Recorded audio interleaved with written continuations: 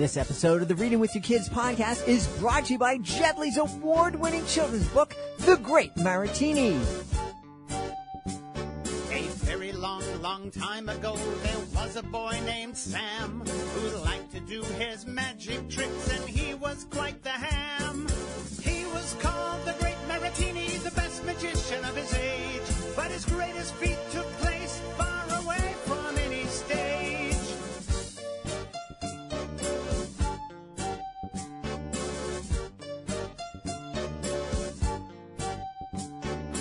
Every trick Sam tried to do would somehow come out wrong, but Sam just kept on going, and that's what made him strong.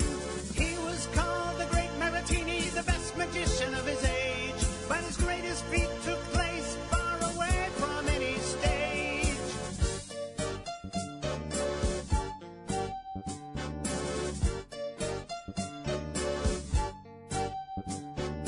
One day as he traveled, he helped a stranger in need, and this was not a trick, oh no, but a magical good deed.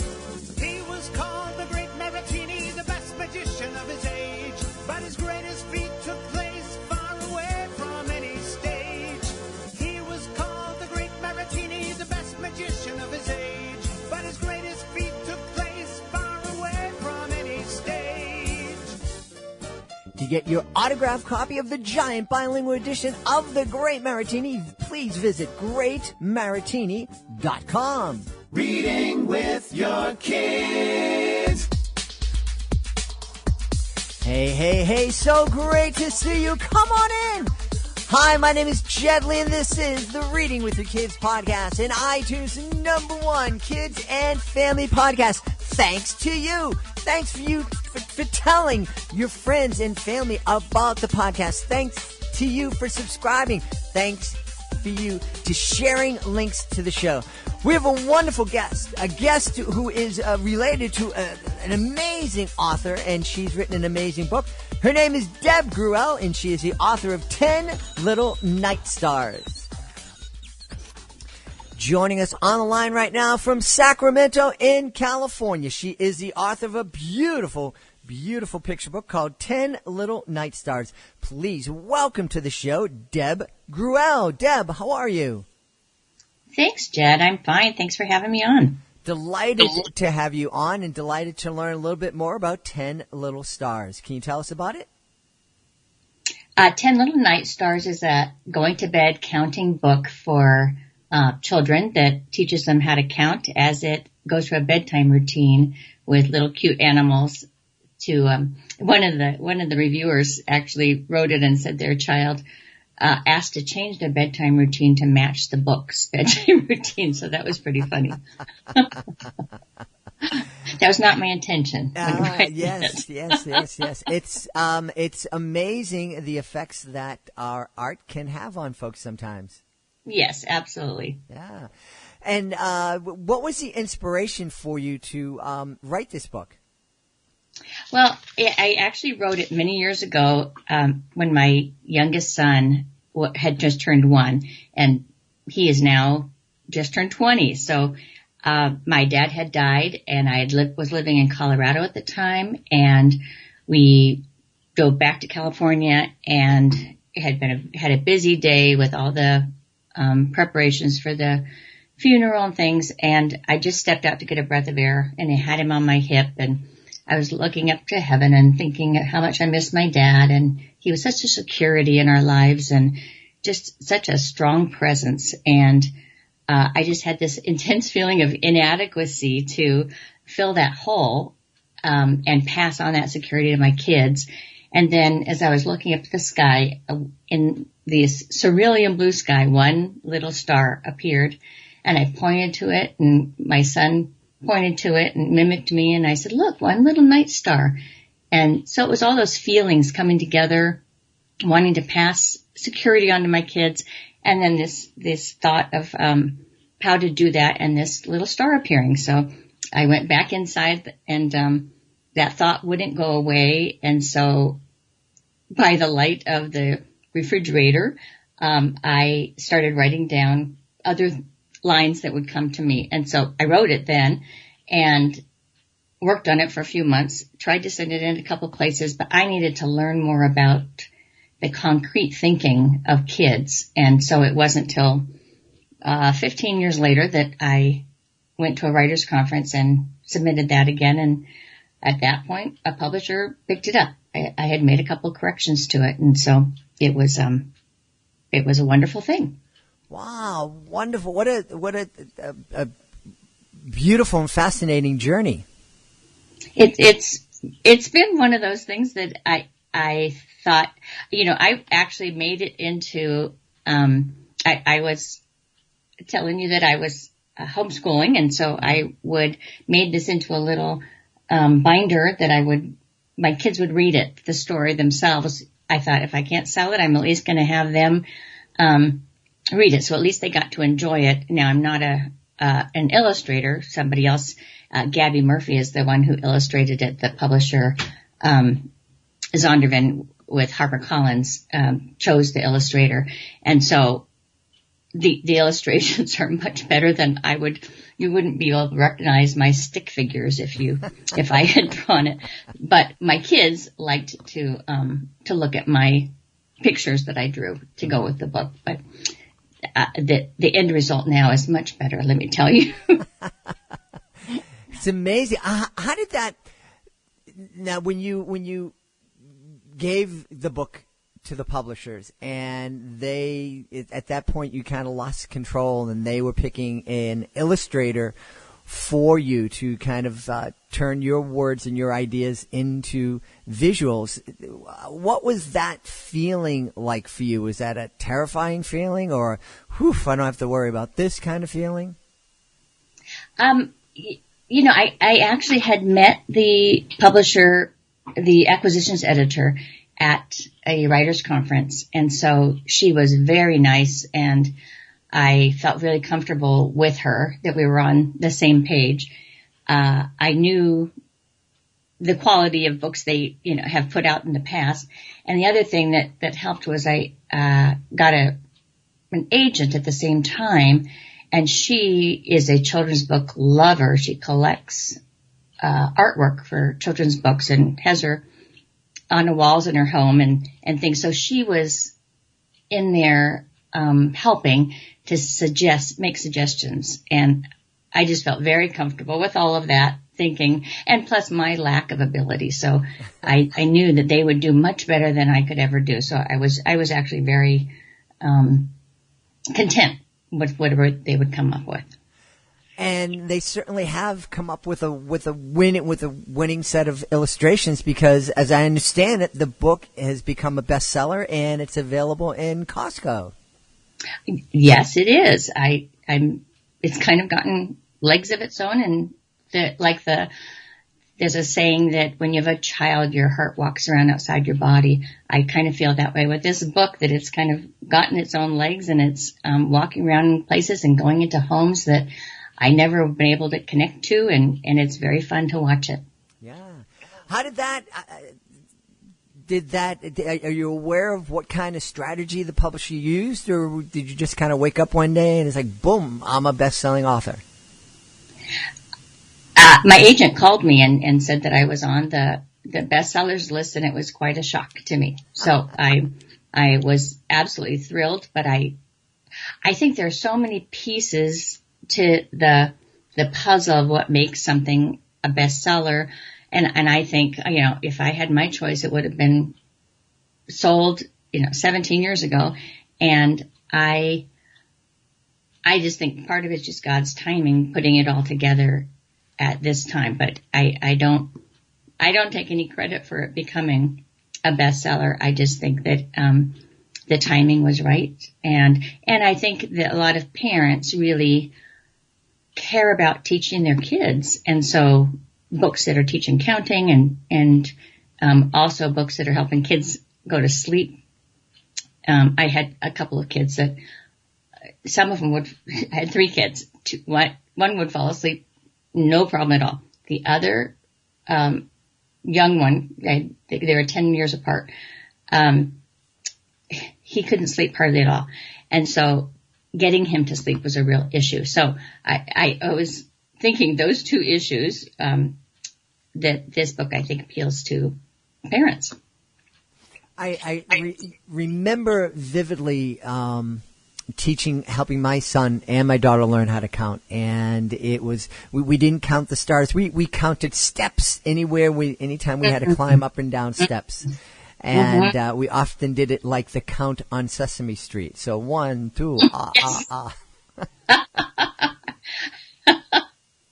That's so fun, and it's so fun to see the light bulb go off in their little brains of, wait, I got this. That's such an exciting moment. Yeah. And, one of the things you're mentioning homeschooling, and I think one thing that parents forget is that we're all homeschoolers. Even if our kids are in traditional public school, if we're paying thousands and thousands of dollars to send our kids to private schools, we're still homeschooling. Because as parents, we are our kids' most important teachers, and I know some people say can be, but I don't. We are the most important teachers. We might not be teaching them the lessons that they need to be learning. We might not be the best teachers, but we're the most important teachers, because what we're teaching them through our attention or our lack of attention is really critical and is going to make a big difference in their lives. And especially those early years, the first couple of years when we're taking the oranges out of the shopping bag and we're counting them together, or putting the cans up and we're counting the cans, and we're just teaching them how to, teaching your kids how to count to 3 and 10. That's the hardest part of teaching. And we always think of calculus and geometry as being really complicated, but if they don't get that 1 through 10 kind of thing down that they learn at home with their parents, all the rest of it they're not going to learn. Absolutely. And I think the other part of that is the joy and the wonderful feelings that come with a parent teaching, and the security that kids need to feel secure before they can learn. Those things all go together. In one of your articles on your site was talking about how reading together can, one of the joys of that is the fun, the delight that kids will find in reading with their parents, and they can become lifelong learners because of that great feeling that engenders. Yeah, I was just reviewing a book by one of our guests. She's going to be a regular guest. Her name is Jennifer Swanson. She wrote a beautiful book called Astronaut Aquanaut: How Space Science and Sea Science Interact.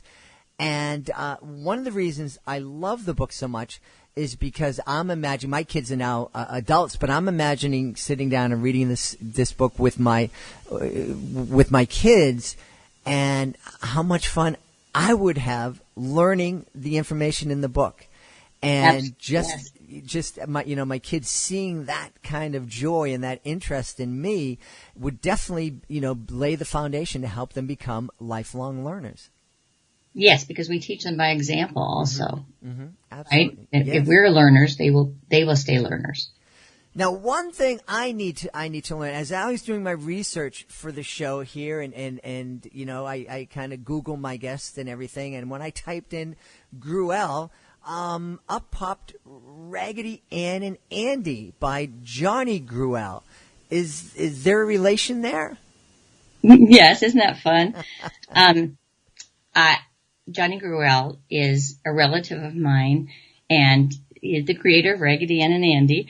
And we always call him Uncle Johnny. I think he's like, he's like a great uncle to me, but he's really like a first cousin, a second cousin, once removed or something. So anyway, I just got to go to the Raggedy Ann rally this summer in Arcola, Illinois. They have one every year. Wow. And that's where Johnny Gruelle was born. And so I got to meet all these people who've been going for years to Arcola, Illinois every June. And it was really fun because I got to meet one of my relatives I'd never met before. And, it was like these people, they had buttons all down their front of their shirts that they had a button for every year they'd attended.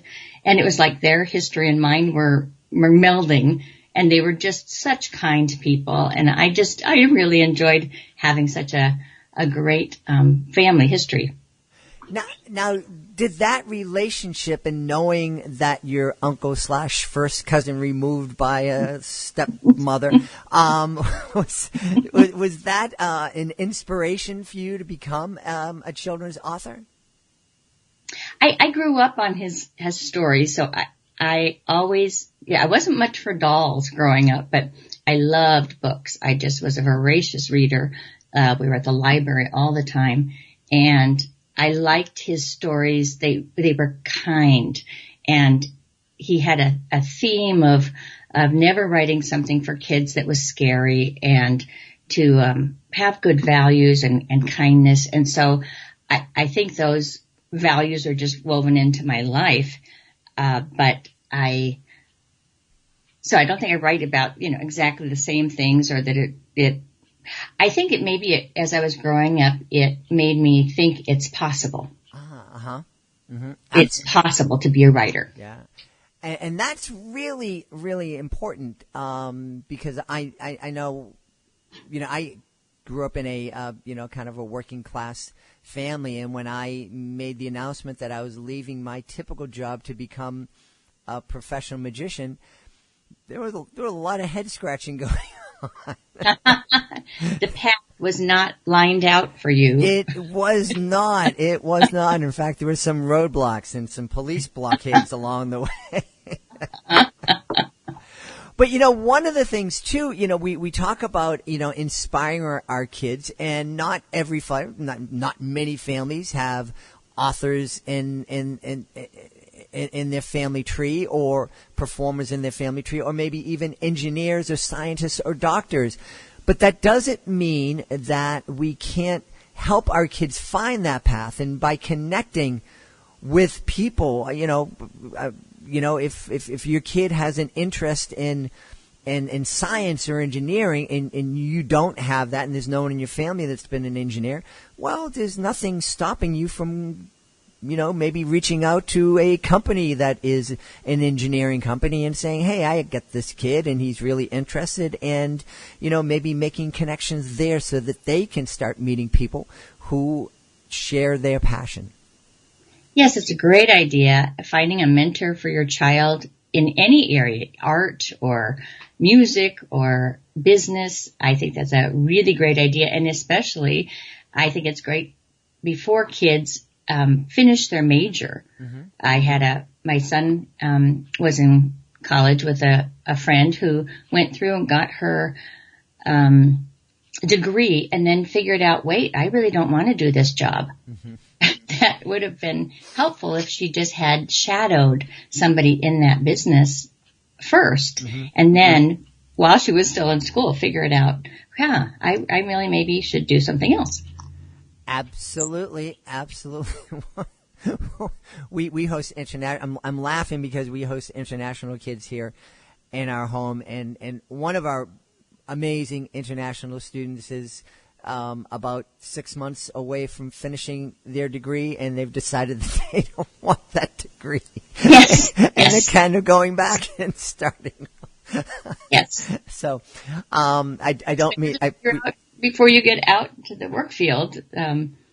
Yeah. It's it's really interesting. You need to figure out what the real world end result is, and then kind of work backwards from there.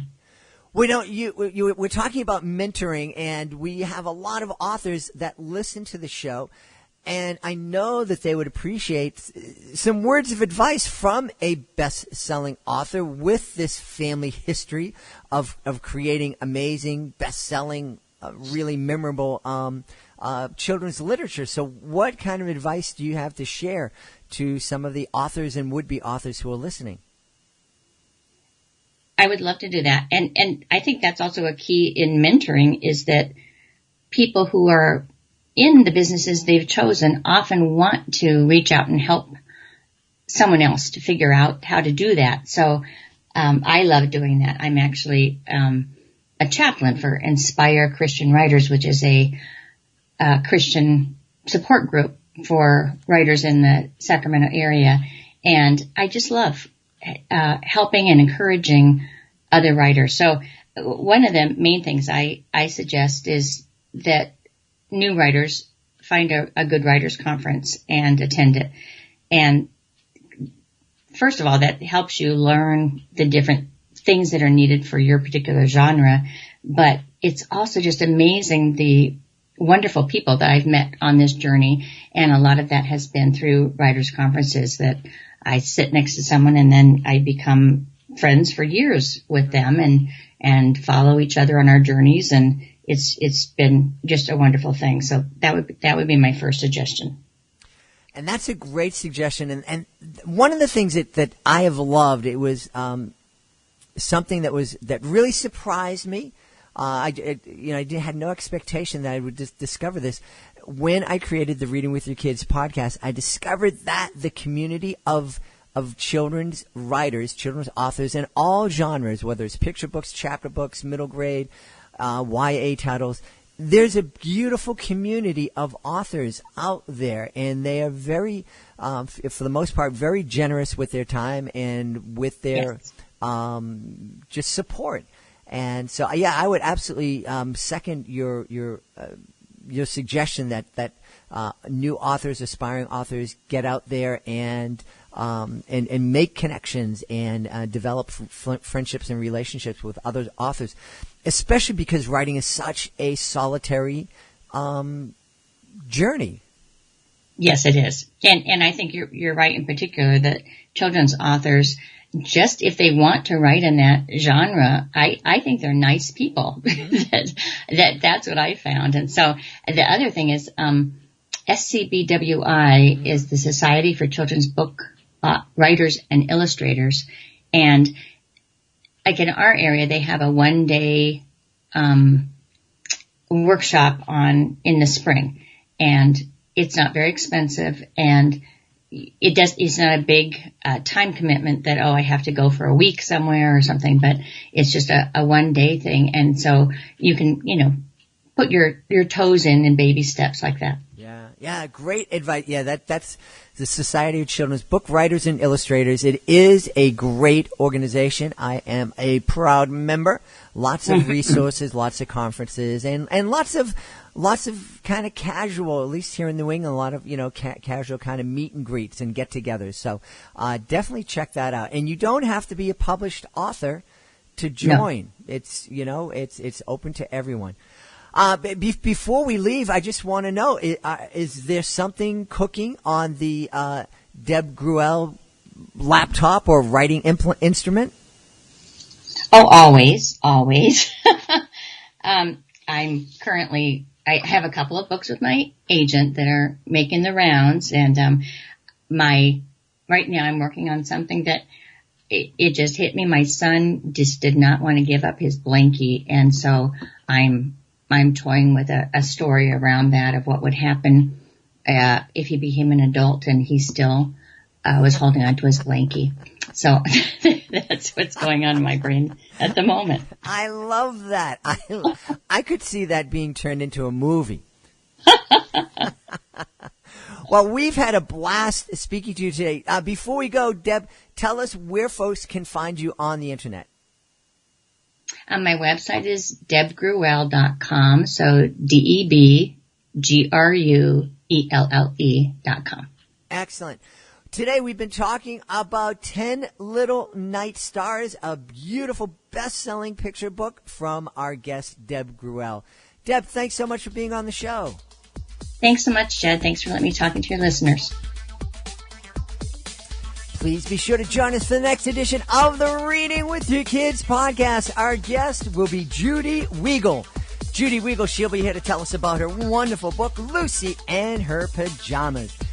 A number of times people ask me how they can support the podcast. Well, one way that you can support the podcast is by checking out my picture books. I have 3 picture books that are available for you, and they're available in different ways. The Great Maritini tells the story of Sam, an aspiring magician. He's a little bit clumsy, who learns that the greatest magic trick of all is transforming feelings of caring into action to help another human being. That is available on Amazon. The original print edition is available on Amazon. You can read the ebook on Amazon. You can read the ebook for free via Amazon Unlimited or Kindle Unlimited. You can also purchase a giant autographed bilingual copy of The Great Maratini exclusively at greatmaratini.com. I also have a book out called Real Magic that tells the story of a day when something really, really magical happened on stage, when I brought a shy little girl up on stage. And me and the audience learned and were reminded that when we help somebody feel loved, we help them do amazing, magical things. Real Magic is available as an ebook at Amazon.com. You can also check it out and get a print edition at realmagicstories.com. And my latest book is called Love That I Matter to You. And this is a book that I wrote for your kids to read to you. It's a beautiful book. It has really fun illustrations, and you cannot buy it on Amazon. You cannot buy it anywhere. You can get a free digital download by going to readingwithyourkids.com, signing up to be a very important family. That's basically our newsletter. You get a free edition, free copy, free digital download of Love That I Matter to You. Hey, we want to thank Deb Gruelle for being here today. And, of course, we want to thank you. Thank you so much for taking the time to join us. Thank you so much for taking the time to check out my books. And, as always, thank you so much for making the world a better place by reading with your kids. I'll be looking for the next edition of the Reading with Your Kids podcast.